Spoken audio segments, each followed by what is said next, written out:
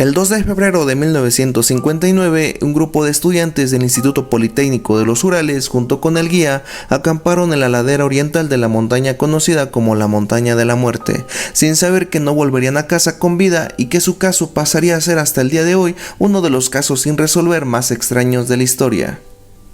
El grupo planeaba realizar el viaje con el fin de practicar esquí, por lo que el 23 de enero de 1959 se reunieron en Ekaterimburgo. Aquí una pequeña pausa, pues una disculpa si no sé mencionar algunos nombres, pues estos nombres vienen en ruso. El grupo era conformado por Igor Dyatlov, guía y líder del grupo de 23 años, Zinaida Kolmogorova de 22 años, Lyudmila Dubinina de 20 años, Alexander Kolevatov de 24 años, Rustem Slobodin de 23 años, Yuri Krivonichenko de 23 años, Yuri Doroshenko de 21 años, Nikolai Brignoles de 23 años, Alexander Semyon de 37 años y Yuri Yudin de 21 años. Su destino planeado sería la montaña Gorautorten, la cual tiene una altitud de 1234 metros sobre el nivel del mar y ubicada a 10 kilómetros al norte del lugar hoy conocido como el Paso Dyatlov, donde se desarrollaron los hechos mortales. Cabe resaltar que en esta fecha el clima era extremo y la travesía era considerada de las más difíciles. Sin embargo, todos los miembros del grupo tenían experiencia con este tipo de viaje en esquí y la confianza de poder llevarlo a cabo. Los integrantes llegaron al Trem de Ivdel, una ciudad de la provincia de Oblast,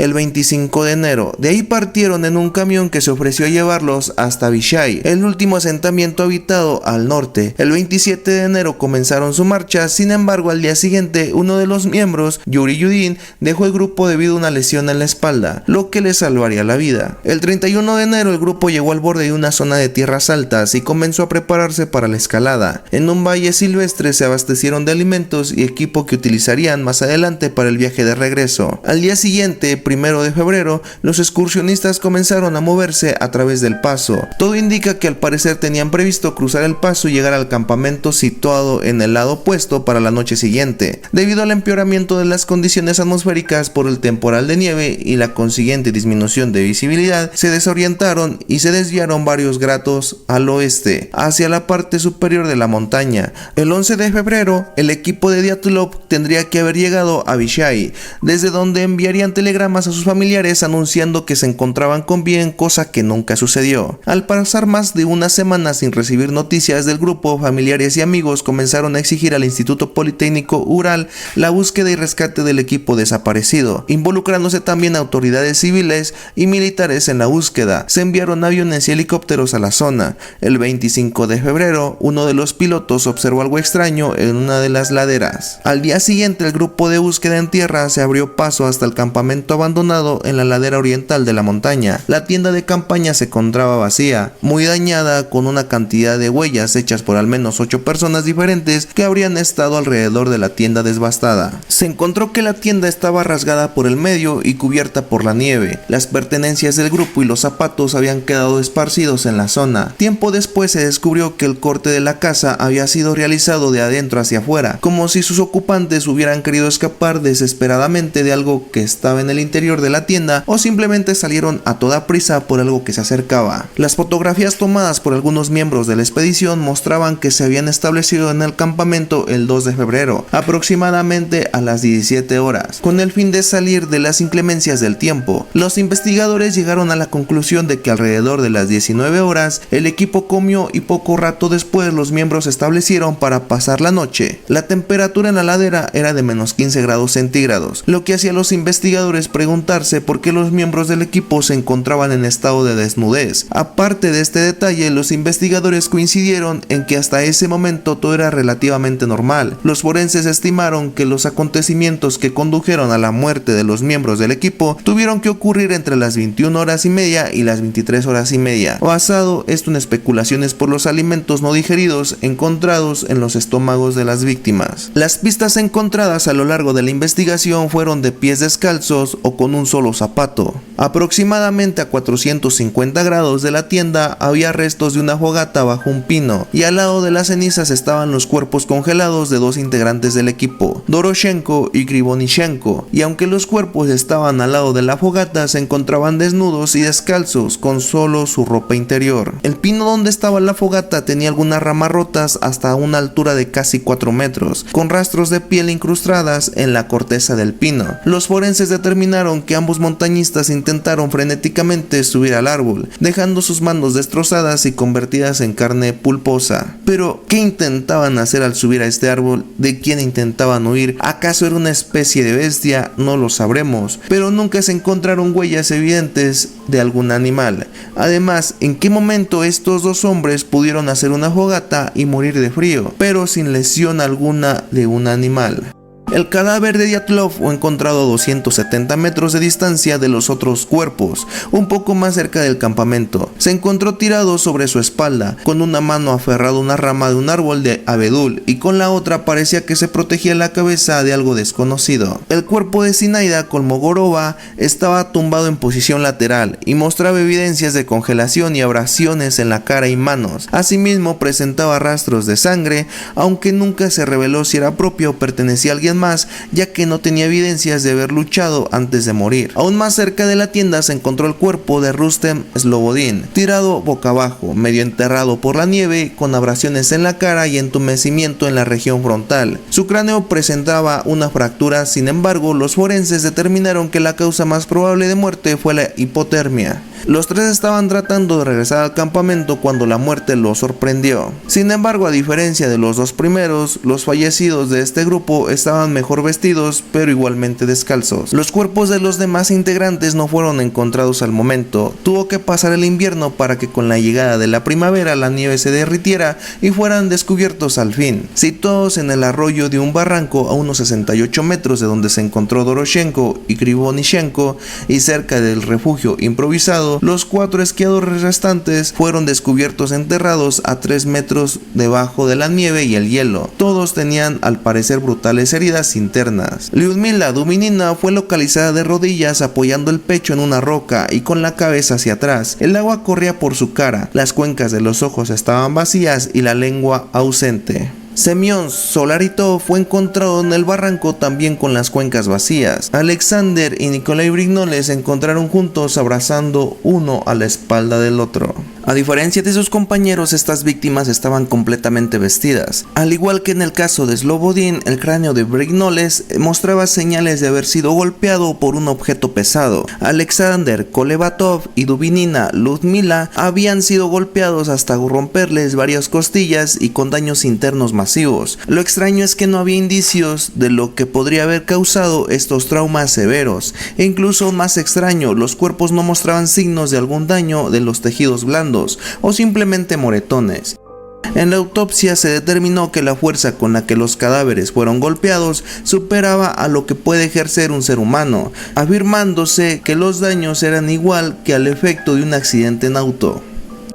En la autopsia se determinó que en algún momento este último grupo utilizó la ropa de sus otros compañeros para hacerse abrigos, pantalones y sombreros y así intentar soportar el clima extremo.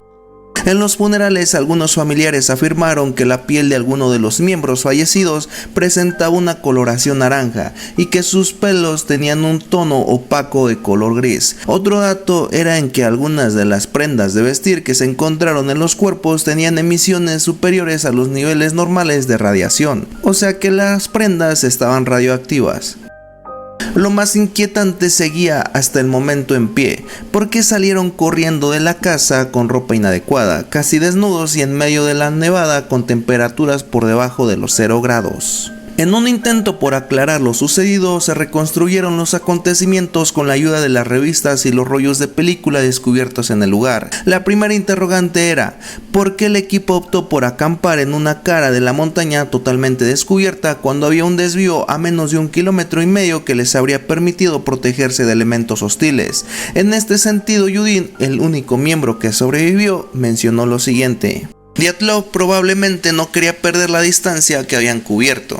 La autopsia de los 5 primeros cuerpos encontrados reveló que no había lesiones que hubieran provocado la muerte de ninguno de ellos, además de diversas abrasiones en cara y brazos en los 5 cadáveres. El análisis destacó una fisura de unos 6 centímetros en un hueso del cráneo en Rustem Slobodan y una contusión en el costado de Zinaida, producidos por objetos sin punta o objetos chatos. La conclusión de los forenses fue que los 5 excursionistas localizados el 26 de febrero fallecieron por hipotermia. Sin embargo, lejos de clarificar la secuencia de los hechos, las autopsias de los otros 4 cuerpos hallados más tarde cambiaron drásticamente el desarrollo de la investigación. Estos últimos sí mostraban lesiones mortales. Las conclusiones forenses fueron de muerte por politraumatismo provocado por causas no determinadas. Otra traducción la declara como una fuerza desconocida e insuperable que había causado las muertes. Sin embargo, debido a lo poco convincente de la explicación, han surgido numerosas teorías para tratar de determinar la causa de las muertes de los 9 excursionistas, desde las más irreales a algunas con un poco más de lógica.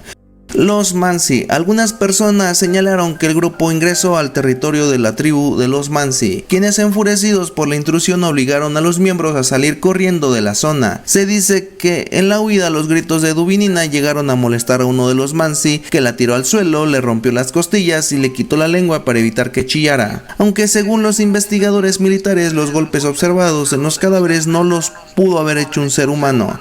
Además que los cuerpos no presentaban muestras de golpes superficiales, y si solo fue Dubinina quien habría gritado, porque el resto sufrió el mismo castigo. Extraterrestres. Según los informes archivados, un grupo de excursionistas que acampaban a una distancia de aproximadamente 32 al sur de la montaña de la muerte, en la noche en cuestión divisaron una serie de extrañas esferas naranja en el cielo hacia el norte. Ivanov, el principal responsable de la investigación, creía que esas esferas podrían haber estado involucradas con las extrañas muertes. En una entrevista de 1990 afirmó que había recibido la orden de cerrar el caso y clasificar los resultados como altamente secreto. Según el propio Ivanov, en una entrevista con un periódico soviético declaró lo siguiente: "Yo sospechaba en ese momento y casi estoy seguro ahora de que estas esferas brillantes que volaron en la zona tenían una conexión directa con la muerte del grupo".